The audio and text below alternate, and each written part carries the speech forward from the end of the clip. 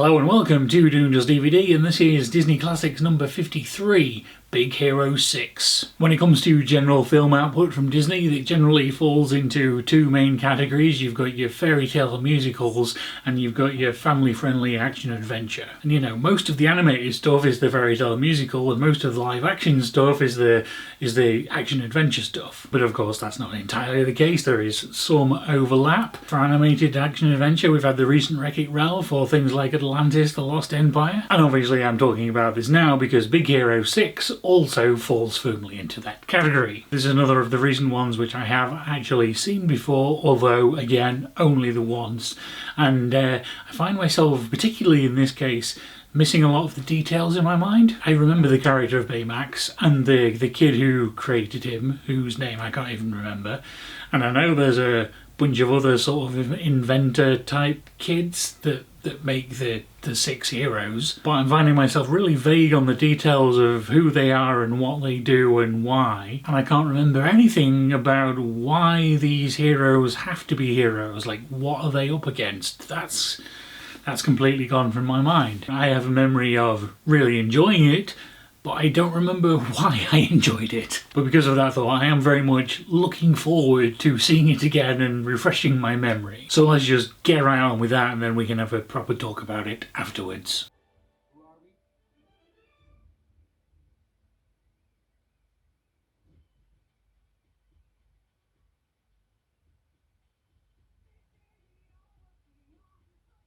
So yeah, that one is still very fun and enjoyable. I mentioned that I couldn't remember a lot of the details about that one, but on watching it, it kind of all came flooding back as it happened. It's like being in the constant state of, oh yeah! The animation and rendering quality seems to have taken yet another jump. You know, while the dark forests and snow of Frozen did look amazing, the amount of extra detail there is in the futuristic cityscape of San Fran, Tokyo is just mind-blowing. Actual 3D data of the real San Francisco and Tokyo taken and merged together, and a whole new lighting and rendering engine now called Hyperion. Even more updates to transparency and translucency, which allows them to do the kind of see-through Baymax, for example. It just looks amazing.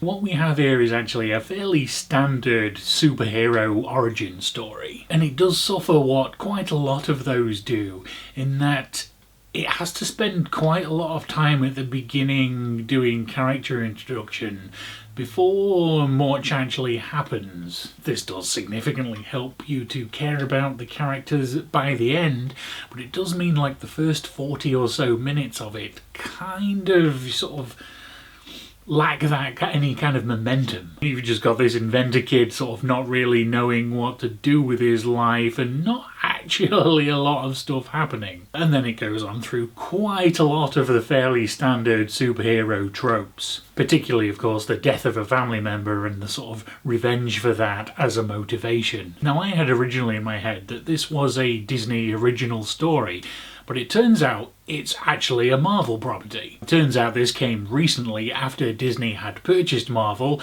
and you know, they were purposely looking through the back catalogue of the less known stuff for, you know, stuff they could adapt. And upon finding that out, you know, if the things came to make more sense, it sort of definitely feels like a kind of Marvel type thing, which, you know, I had presumed Disney was just, you know, taking inspiration of, not directly pulling from original source material. But yeah, it's certainly not a Marvel property I had ever heard of before, and apparently the people who picked it hadn't really heard about it either, which is one of the reasons they picked it, and because, you know, it gave them more freedom to interpret and Disneyfy it, something that you would never be able to do with, say, Spider-Man. So yeah, it gets pretty standard at some points in terms of superhero stories, but it is, aside from that, excellently executed. Great visuals, diverse interesting characters, fun and interesting moments. Not the greatest ever, but a really good time. And so that's about all I have for you on Big Hero 6, the last one of this box set I've actually seen before. The next three are all new to me. So as usual, tell me about your thoughts on Big Hero 6 down in the comments below. Thank you very much for watching, and I will see you again next week with Zootropolis.